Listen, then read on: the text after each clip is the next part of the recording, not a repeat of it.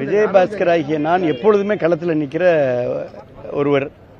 அதனால் எனக்கு தேர்தல் களம் என்பது புதிதல்ல. நான் எப்போதுமே களத்தில் தான் இருப்பேன். இருந்தாலும் கூட களம் எங்களுக்கு சாதகமாக இருக்கிறது. புதிய கட்சிகள் வரவு வந்து உங்களுக்கு தாக்கத்தை கொடுக்குமா எப்படின்னு?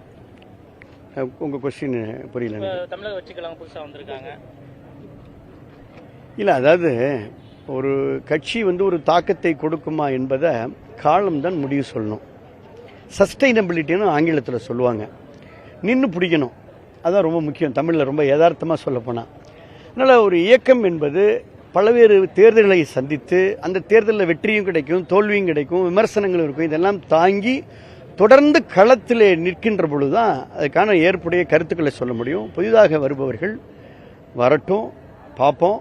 ஆனால் இன்றைய களம் அதிமுகவுக்கு ஆதரவாக தேசிய ஜனநாயக கூட்டணிக்கு வெற்றி களமாக இருக்கிறது என்பதை மட்டும் நல்லா சொல்ல முடியும். 25 கட்சி கூட்டணியோட திமுக களங்கானது, அது வந்து உங்களுக்கு வந்து களத்தில் ஒரு போட்டி, கடுமையான போட்டியை கொடுக்கணும்னு நினைக்கிறேன். ஏன் 25 கட்சிகளோடு நீங்கள் தனியாக நின்று நீங்கள் களத்தை சந்திக்க வேண்டியதானே?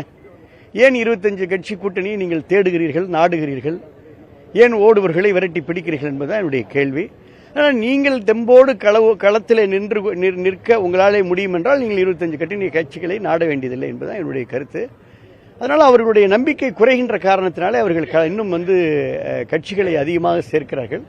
எதுவாக இருந்தாலும் மக்கள் அதிமுகவுக்கு சாதகமாக இருக்கிற காரணத்தினால களம் அதிமுகவுக்கு சாதகமாக இருக்கிறது. இன்னும் போக கிராஃப் பார்ப்பீங்க. 3 முறை நீங்க வெற்றி பெற்ற தொகுதியில் இப்ப புதுமுக வேட்பாளர் களமிறக்கப்பட்டிருக்காரு. அது கடும் சவாலை கொடுப்பார்னு நினைக்கிறீங்களா? இல்ல, புதுமுக வேட்பாளர் தான். அவர் என்ன திராவிட முன்னேற்ற கழகத்துடைய மாவட்ட செயலர் தானே. அதனால எல்லாருமே அனுபவமிக்க அரசியல் தான். களத்தில் நிச்சயமா சந்திப்போம். மக்கள் தீர்மானிக்கட்டும். நான் மக்களையும் ராலிமலை மண்ணையும் மக்கள் மனசையும் நம்புறேன். எடப்பாடி பழனிசாமி வர்றாங்க. ஆமா, வர்றாங்க.